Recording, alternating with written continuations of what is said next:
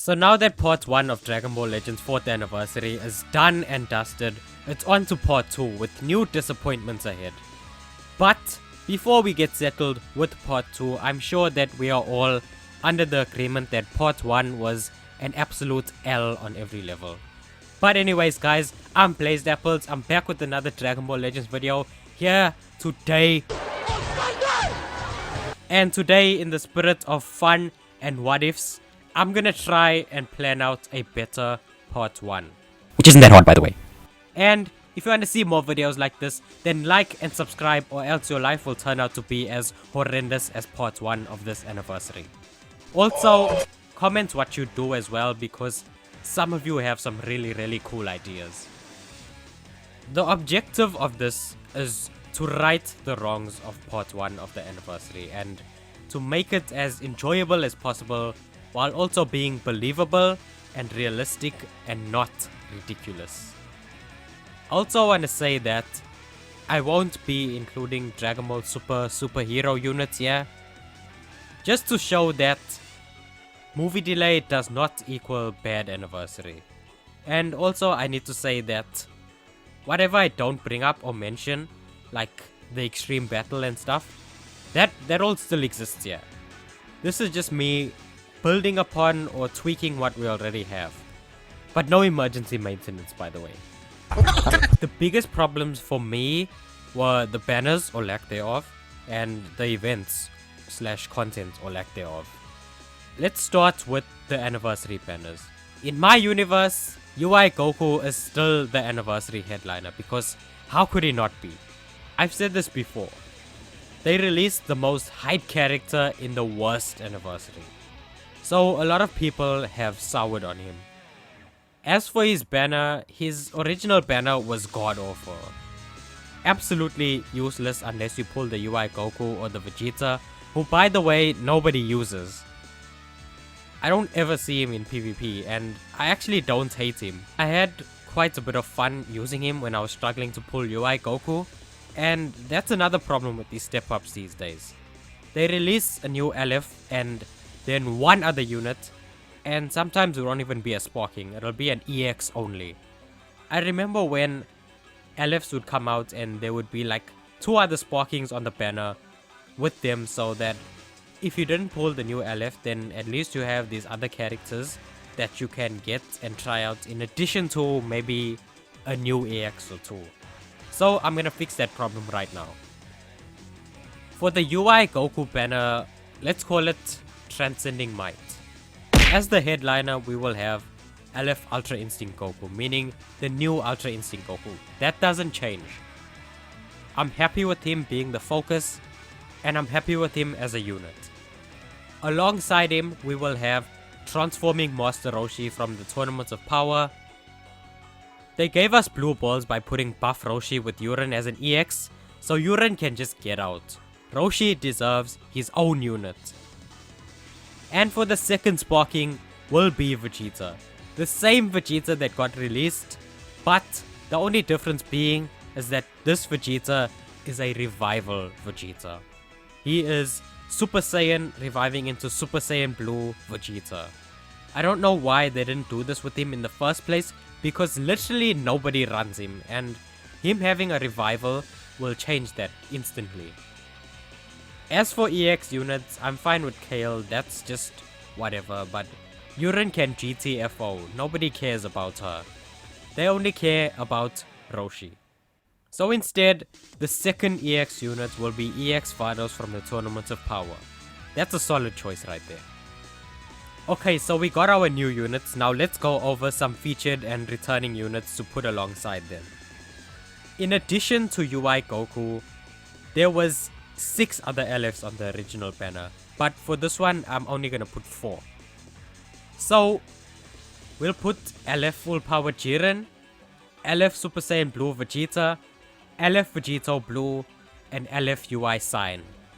I put Vegito Blue here because in my anniversary his Zenkai still happens, and Vegeta as well, so if you don't have them at enough stores, you can possibly pull them here and Zenkai them. Jiren is here because he's the one who fought UI Goku, He's still good, he recently came out, so that's fair, I'd say. UI Sign is just here because it's the only other UI in the game, and it'll be nice to have him, especially if you don't have him yet, or at high stars, because he'll probably get a Zenkai by the next year.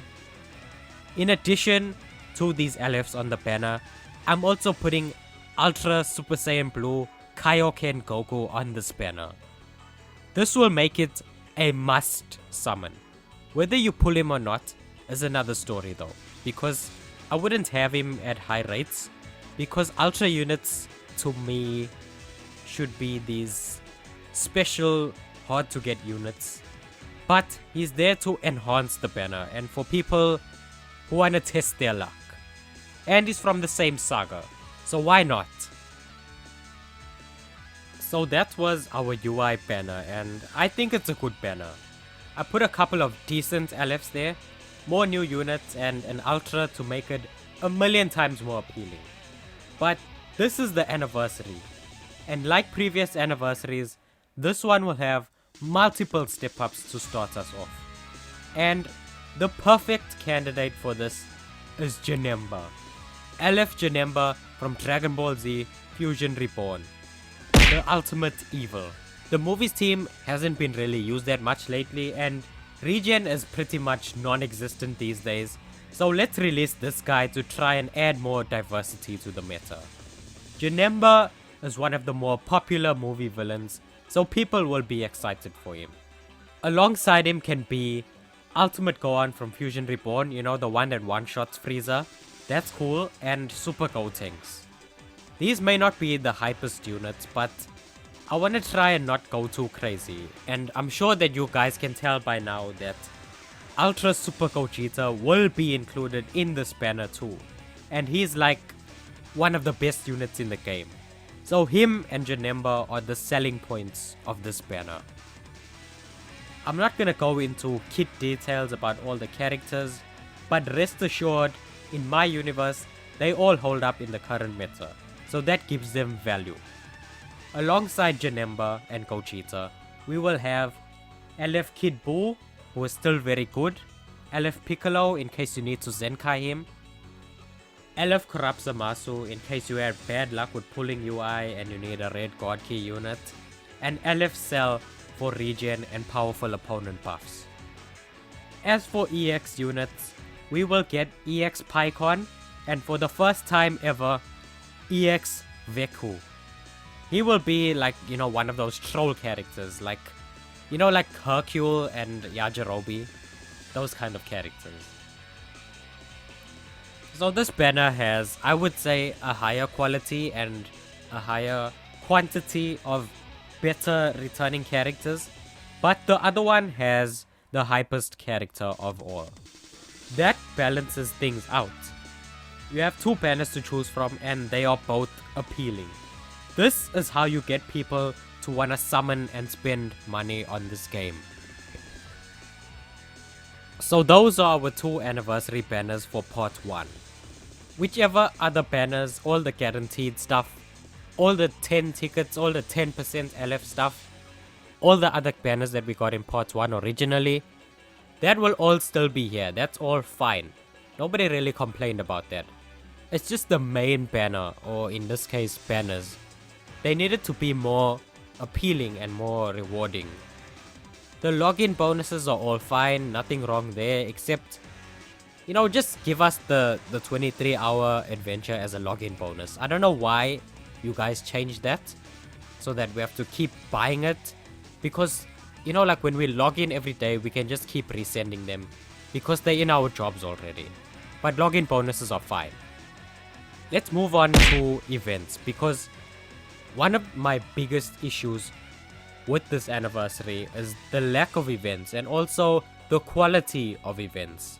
So I'm gonna do this by a week basis so that we get something new to do almost twice a week.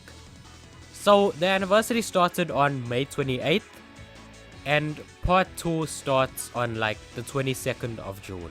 So I'm gonna try and bring something new about almost every week. Day 1 happens almost exactly as it does originally. We get the new story event, the free-to-play characters, and new banners all on that day. The biggest difference here being is that we get the raid immediately. And also, the raid medals are guaranteed no matter who you use. But there will be bonus drops if you have the new units, but none of that 6-star plus 2 nonsense they tried to pull, because that was just insane. Like, I knew someone who had UI Goku, but because he didn't have enough stars on him, he couldn't get medals. Here you get bonus medals as long as you have the unit. And we will also get the raid medal missions immediately instead of having to complain about how bad the raid is and it getting implemented later. Also, bonus characters will include some characters from the Future Trunks saga from Dragon Ball Super, because canonically, UI Goku did not fight Goku Black and Zamasu. And also, I want to bring back Challenge Rush. No bonus characters, bring your best team and your best setup, beat the enemies and get crystals. It won't be easy, otherwise it wouldn't be called Challenge Rush. Every few days a new battle will be unlocked. So that's my day 1. There's enough stuff to do there, and I would say it's a good, solid start to the anniversary. I want to point out that Dragon Ball collecting will not be locked behind collecting anniversary medals. It will be placed in the code collecting as it should be. Hoi Poi coins can be collected through co-op and raid, as well as anniversary medals, and those are guaranteed drops. And there will be additional missions sprinkled and spread out through the anniversary to collect more Hoi Poi and anniversary medals. I don't even know why they were so stingy with the drop rates. Like, if you wanted it to be difficult, then just increase the amount that you need to complete the mission. But anyways, first reset, we are gonna have 4 weekly resets, and I might sprinkle something else in between. But the main goal is to give us something new at least every weekly reset. Whatever I don't mention from the original, just assume that it stays the same. First reset, we will get Anniversary Choice Battle, which basically gives about 50 crystals every day for like 20 days, and as well as a summon ticket for the Thanks for 4 Years banner, and any other side dish like erasers, skip tickets, energy, or sparking medals. We will also be getting Full Power Battle as it was before, but this version is the current balanced version that we have today. Also, USTR Lite will return in addition to the original USTR, and that's our first reset. Nothing too crazy because we still got the raid going on, and day 1 added quite a bit of stuff. But I just wanted to add a little something on top of things. Week 2 will see Vegito Blue Zenkai and the Gauntlet, as well as the free-to-play Gogeta. And also there will be a little story event where you can get Vegito Blue Z Power for free, like they did in the past with LF Super Saiyan 3, Goku, and Super Vegito. That's actually how I was able to get the stars to Zenkai Super Vegito, because I had him at 6 and I couldn't get him to 7, so that event came in clutch for me. So whether you want to get more stars on him or get him for the first time, that event will help you out with that. I put the VB Zenkai and the Gogeta on the same day because they're both fusion warriors, and sometimes people want to run certain teams but then they don't have the people. So this might help them out, I guess. Also, the raid is over now. It lasted from like Saturday to Friday. No raid this reset because the rewards for the previous raid were actually really good. It's just that they were originally hard to get. So I'm cooling off on that for now. Friday will be the start of Go Forth Galactic Patrol as well for that week. Week 3 will have a new event that I just thought of. I took inspiration from the April Fool's event, where you have to try and hit Vegeta, but only this time you have to try and hit UI Goku. and it's like a billion times harder, but not impossible, of course. And if you can land a hit on UI Goku, you'll win 500 Chrono Crystals.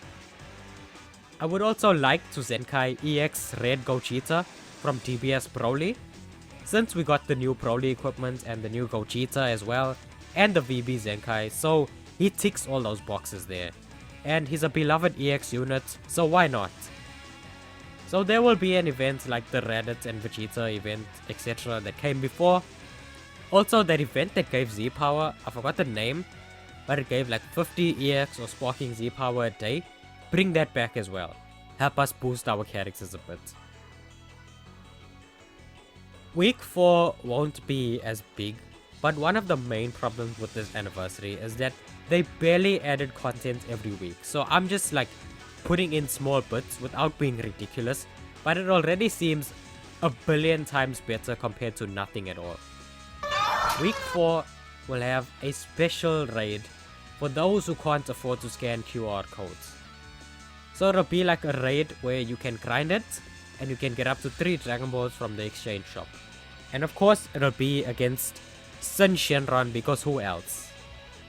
There will of course be other rewards, but the main focus here is to allow everyone to be able to get Dragon Balls, so it's more focused on that.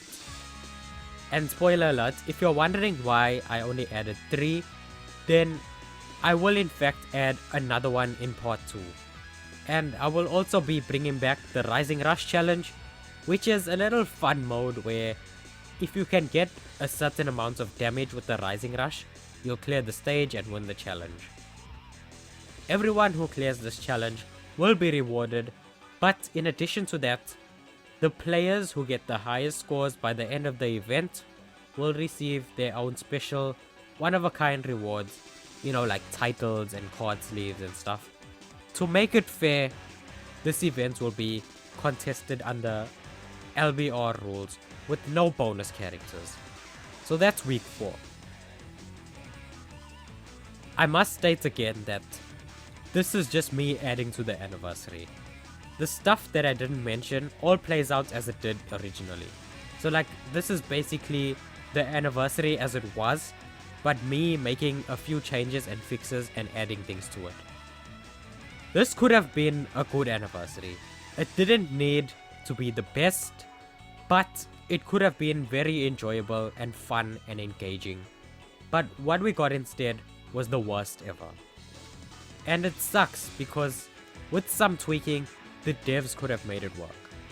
I purposefully didn't go too crazy because I wanted to show that it could have been a solid anniversary.